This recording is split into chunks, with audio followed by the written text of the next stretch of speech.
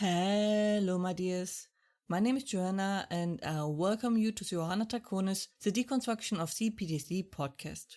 In this episode, we will talk about forgiveness and why it is needed. I think we all heard that if we want to heal, we need to forgive our tormentors or wrongdoers or whatever you want to call them. It doesn't matter if they are male or female, but for a few reasons, I stick to him in this episode.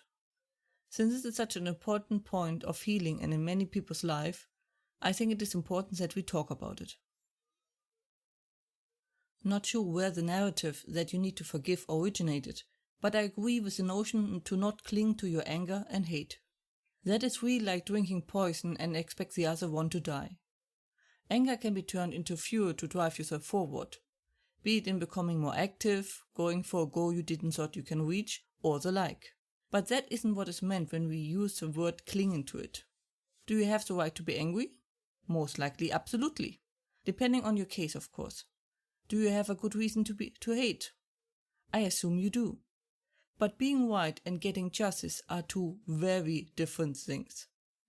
As most of you, if not all, most likely already figured out.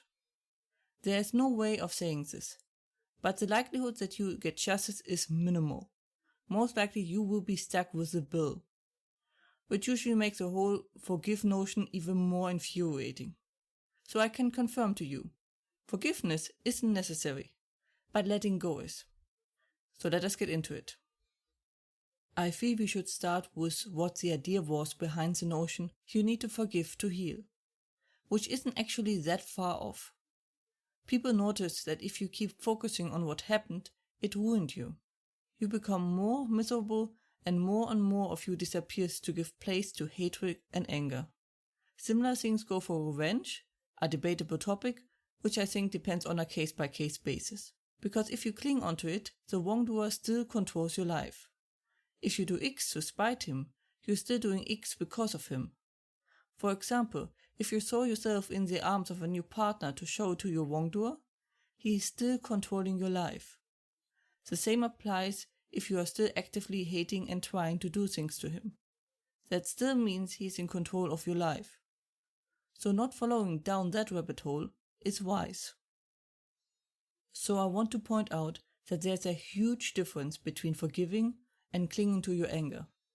Just because you are at one extreme point doesn't mean the right way is to go to the other extreme of the spectrum. The more healthy version is to let it go and to move on.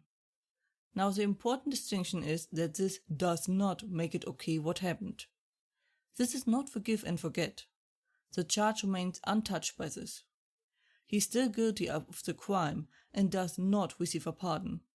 This is not about him. This is about you. Your well-being is not dependent on him. Only on you. Only this way you will be truly free of your wrongdoer. You basically went to the police and filed a report and pressed charges. Now it is no longer in your hands. There is no reason to torment yourself about it. This is not something you truly can control. As said before, most likely you won't be receiving any form of justice. And letting it go and moving on means that you accept that there will be no justice, but you live your life free and on your own again. Because let us be honest here, even if you receive any form of justice, nothing will make what happened better, lighter, or disappear. Yes, it will help with the healing process and your faith in humanity and so on. But it won't make the nightmares about what happened disappear. Nor the triggers, nor the memories, nor all the side effects that happened. This will remain with you, no matter how much you wish it wouldn't. This is both good and bad.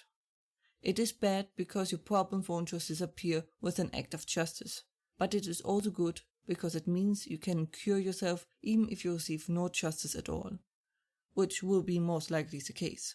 The important thing is to remove anything from the wrongdoer in your life, to stop any influence he has on your life. Only then the healing can begin, as otherwise the wound keeps getting poked and just can't heal.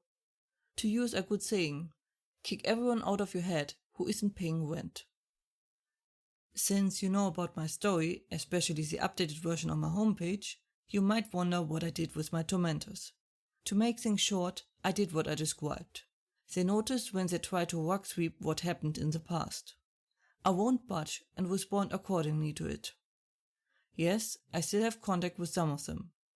Naturally, not the worst offender, my main tormentor.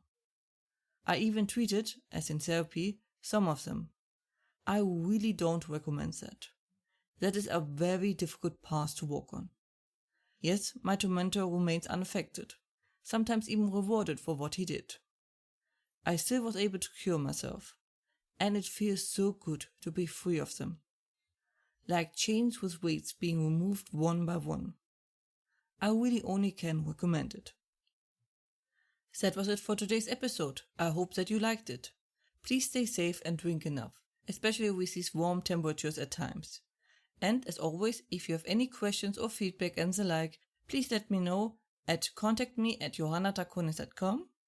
More information and transcript you can find is usually under johannatakonis.com/podcast. Information regarding therapy you can find under johannatakonis.com/therapy and links in the description. I hope to see you next time. Watch yourself and have a wonderful time.